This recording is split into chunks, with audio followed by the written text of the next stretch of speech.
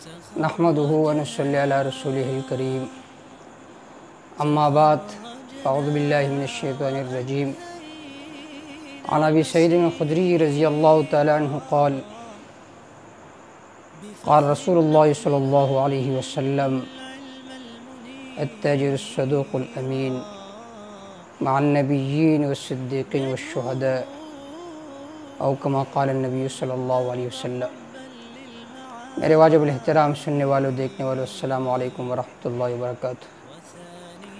आज का मौजू है ताजिर की क्या औसाफ है और तिजारत के क्या उसूल है। अज़ीज़ दोस्तों,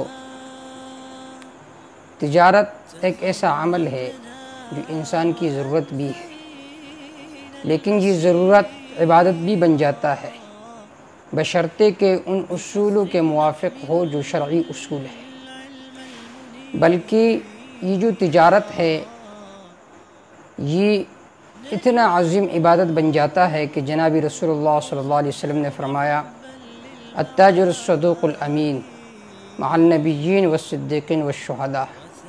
फरमाया कि तुज्जार का हशर अंबिया अलैहिस्सलाम के साथ, सिद्दीक़ीन के साथ, शुहदा के साथ होगा। अब आप हज़रात के ज़हन में सवाल होगा कि कौन से ताजिर है कि जिनका हशर अंबिया अलैहिस्सलाम के साथ, शुहदा और सिद्दीक़ीन के साथ होता है। तो आप सल्लल्लाहु अलैहि वसल्लम ने इस रिवायत के अंदर दो औसाफ ज़िक्र फरमाए हैं। एक सिफ़त है अस्सदूक़, जो सच बोलता हो। आज ये चीज़ मार्केट से बिल्कुल गायब हो चुकी है। अगर किसी से ये कहा जाए कि तिजारत में सच बोला करे तो वो कहेगा कि तिजारत तो बग़ैर झूठ के चल ही नहीं सकता, जबकि झूठ इतना अजीम गुनाह है, इतना बड़ा गुनाह है कि जब आदमी ज़बान से झूठ निकालता है तो कई मील उससे फरिश्ते दूर भागते हैं। और आप सल्लल्लाहु अलैहि वसल्लम ने फरमाया कि मुसलमान कभी झूठा नहीं हो सकता।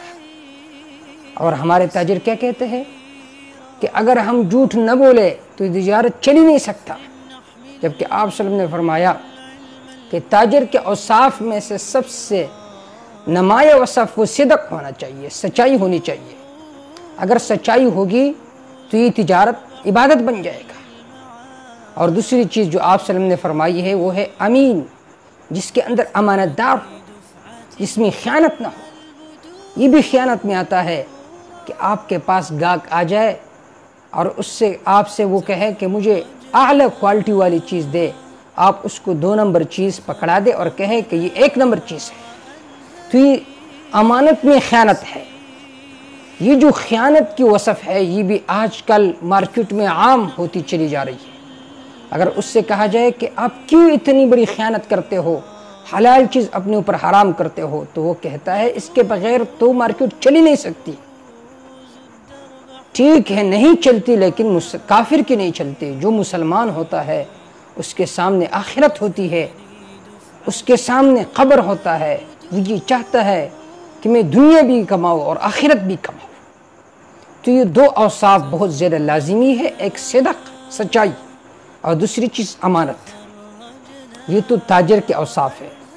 तिजारत के क्या उसूल है, ये बहुत ज़्यादा तवील मौजू है, लेकिन आज के दर्स में मैं सिर्फ 4 चीज़ें ज़िक्र करूँगा कि जो ख़रीदने वाले और बेचने वाले के दरमियान ये 4 किस्म की मुबायात होते हैं, 4 किस्म की ख़रीद व फ़रोख्त होती है। सबसे पहले किस्म है मुराबहा।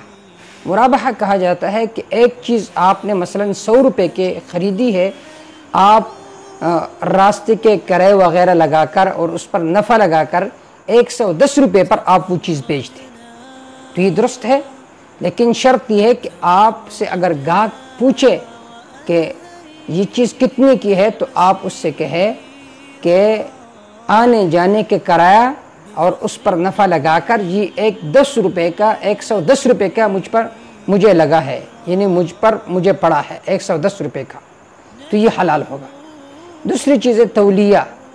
तौलिया कहा जाता है कि मसलन 100 रुपये पर आपने एक चीज़ ख़रीदी है और 100 रुपये ही पर बेच दें कि मैं आपसे नफ़ा वग़ैरह नहीं कमाता। तीसरी चीज़ है वज़िया। वज़िया कहा जाता है कि آپ نے ایک چیز خریدی ہے 100 روپے پر اور آپ 90 روپے پر بیچتے ہیں، اس کو کہا جاتا ہے وزیعہ۔ اور چوتھی چیز ہے مساومہ۔ مساومہ کہا جاتا ہے کہ خریدنے والے اور بیچنے والے کے درمیان جس قیمت پر اتفاق ہو جائے تو انہی قیمت پر گاہک پر کوئی چیز بیچ دینا۔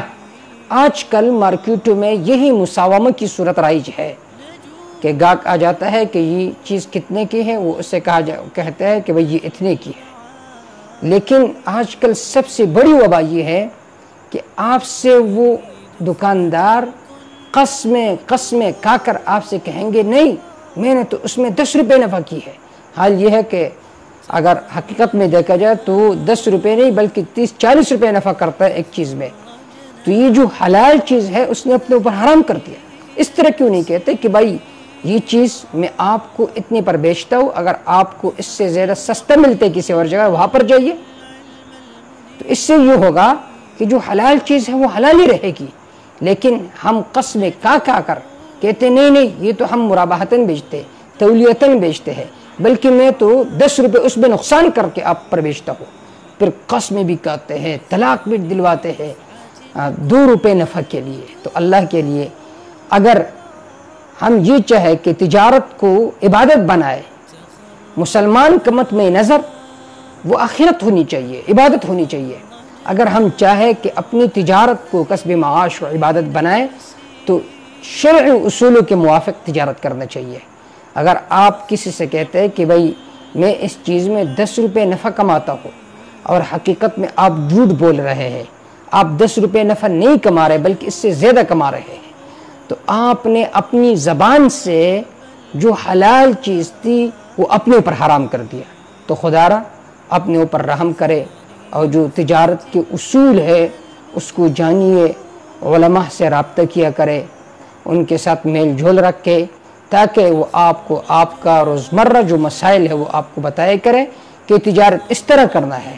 اگر تجارت شرعی اصول کے موافق ہو تو جناب رسول اللہ صلی اللہ علیہ وسلم نے فرمایا التاجر الصدوق الامین، وہ تاجر جس میں سچائی ہو، دوسری چیز اس میں امانت ہو، تو اس کا حشر کن کے ساتھ ہوگا؟ مع النبیین والصدیقین والشہداء، انبیاء علیہ السلام کے ساتھ، صدیقین کے ساتھ، شہداء کے ساتھ ان کا حشر ہوگا۔ اللہ تعالیٰ سے دعا ہے کہ اللہ تعالیٰ ہمیں ہر کام میں سنت کی پیروی کی توفیق عطا فرمائے کہ وہ کام ہمارا دنیا بھی ہو اور ہمارا آخرت بھی ہو، اور یہ تب ہی ایک دنیاوی کام ہمارے لیے آخرت کا ذخیرہ تب بنے گا جب ہم ان اصولوں کے موافق وہ کام کریں جو شرعی اصول ہے، جو قرآن و سنت میں ہمیں ذکر ہے، جو شرعی ہدایات ہے۔ اللہ ان شرعی ہدایات پر عمل کرنے کی توفیق عطا فرمائے۔ وما توفیق الا باللہ، علیہ توکلت و الیہ انیب۔ انشاءاللہ زندگی رہی ملاقات باقی۔ والسلام۔